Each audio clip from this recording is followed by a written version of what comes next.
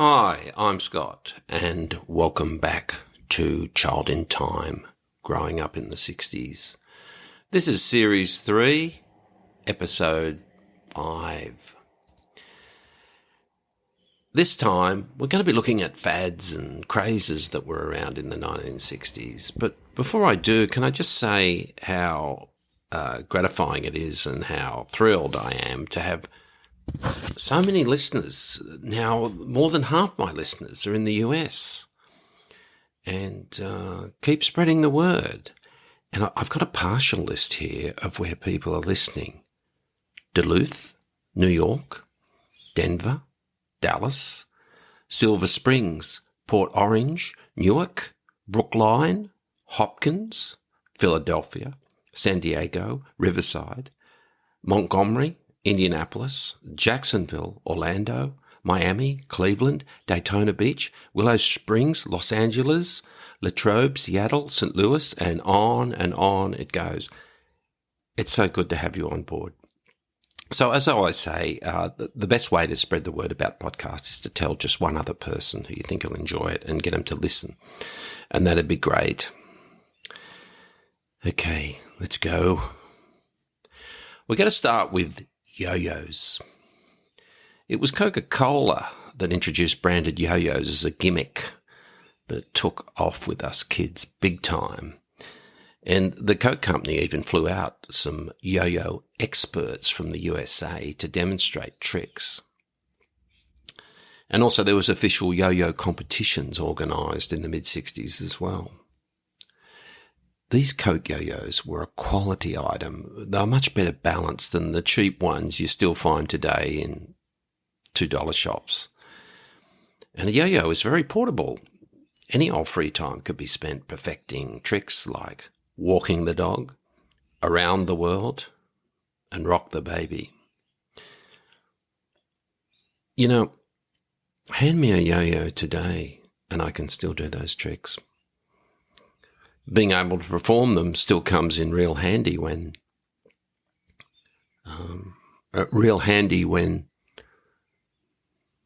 there's no real practical application for being able to do yo-yo tricks. Then we move on to slot cars. Slot car racing came from the USA in the mid-60s and was just huge for a year or two, then faded right away. Some kids even had their own slot car, but most of us would just hire one at the local track. Within a period of about 6 months, not one but 3 slot car tracks opened up in my suburb alone. Well, all you needed was a shop front big enough to put the racing track on a very big table, and that was it. And racing the car, well, that was a skill like anything else. Personally, I'd always try to go fast, slow on the corners, and get that non-existent checkered flag. A couple of my friends, though, thought it was more fun to press the controller to its limit as the car approached a tight corner. Timed correctly, this would result in the car continuing in a straight line, becoming airborne, leaving the table entirely, and perhaps smashing into the wall behind the track. My friends were threatened with being kicked out of the place unless they honoured the request to race the cars properly. It's not really clear here in Australia why slot car racing faded so fast, but theories abound. The kids grew up and started dating. The slot car tracks weren't making a profit. Maybe it was a combination of things. A few people stuck with it. I looked it up and there are still adherents in Australia, with a number of tracks dotted around and race meetings and such. Good on you guys. I'm guessing it's mainly guys. That reminds me, in the late 60s and early 70s, there were several second-hand record shops in what was then the somewhat down-at-heel end of Pitt Street in the Sydney CBD. I went there often to get hard-to-find LPs, bootleg albums and other oral treasures. All the shops were usually pretty busy with lots of people flicking systematically through the record racks. But in all my visits to the various stores, there was one thing I never saw. A female. It was very much a guy thing, but if you are or were a female record collector, good on you. I sold a 7-inch single, you remember them, which I bought for $1.15 new in 1976. It still had the price sticker on it. Yeah, I sold it on eBay for $815 to a guy in Japan. His customer comment after the purchase was, and I'm quoting here, "I'm so glad I met you. I love you." It was possibly a bit lost in translation there. Good story, yeah? I recently saw the same single I sold for sale for $10,000. All right. Next, there is the jerk, the pony, the Watusi, the mashed potato, the monkey, and the funky chicken. But the main event in the 60s was the twist. The twist inspired songs and movies and was the dance. How did you twist? Well, I'm going to quote from an online guide. Stance. Prize fighter position. One leg extended forward, with arms extended forward from the elbow. Movement. Hips swivel from side to side, as if rubbing oneself with a towel. Knees are slightly bent. As hips move left, arms move to the right, and vice versa. Foot movement. Twist feet as if putting out a cigarette. Entire body moving forward and back, and from side to side. As you can see, doing the twist was not that difficult, but it sure was a long way from the waltz or the foxtrot. And the twist did not involve holding a partner. Yeah, if you did the twist while holding a partner and you were both twisting and you went in opposite directions, you'd probably leave the dance in a neck brace or maybe do your ACL. But the good thing about the twist, it was very easy to do. Now, next time someone close to you asks you the question, "What would you like to do?" Answer,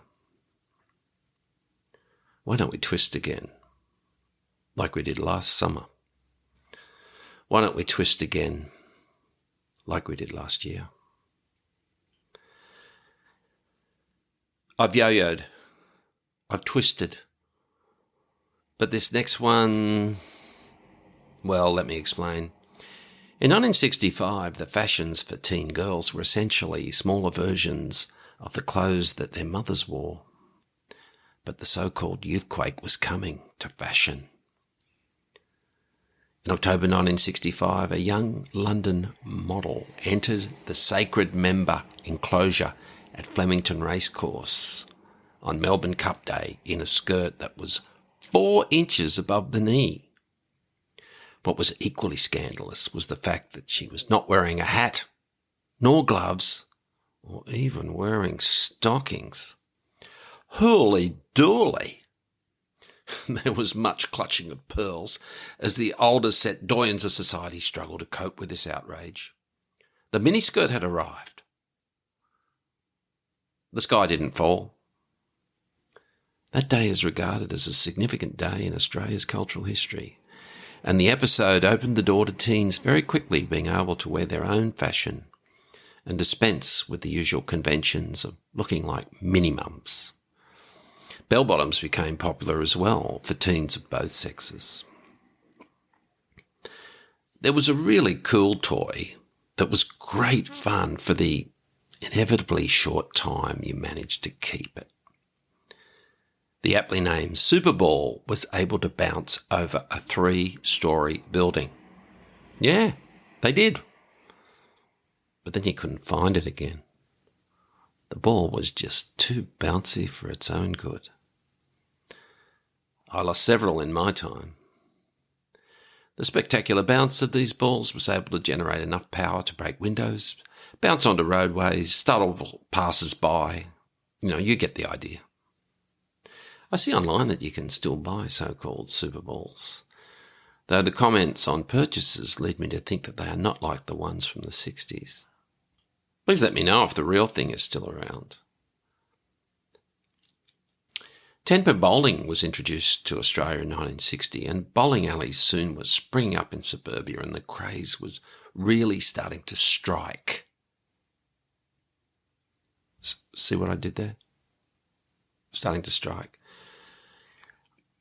It became so popular there was even a bowling show on TV. As kids, we enjoyed going bowling as an occasional fun thing. The initial enthusiasm waned, however, and most of the bowling alleys were even repurposed or demolished. There's still some bowling alleys around, though. There's one not far from where I live, and we went and had a bowl not too long ago. Gee, things have changed since I'd last been. No longer do you all have to wear Ronald McDonald-type shoes. The new shoes you're in are much less clown-like, and the scoring, well, you used to have to manually write down your scores. Not anymore. It's all on the electronic scoreboard, done automatically. So if you have a spare moment and want to have a ball, why don't you... Oh, no, I'll stop there. That's silly. Spies were everywhere in the mid-60s. There was Bond, James Bond, of course. But also on TV there was I Spy, Get Smart, and The Man from U.N.C.L.E. I loved The Man from U.N.C.L.E. I even had Man from U.N.C.L.E. pyjamas, which came with a luminous badge to clip on. People actually wrote in asking to join U.N.C.L.E., which stood for United Network Command for Law and Enforcement. There's no such organisation outside of a TV studio, unfortunately. They could try to join the FBI. That was a 60s show, but it was a real agency. Yeah, you could try and join that one. But good luck with the intelligence tests. Thanks for listening. And I hope we can talk again real soon. Bye.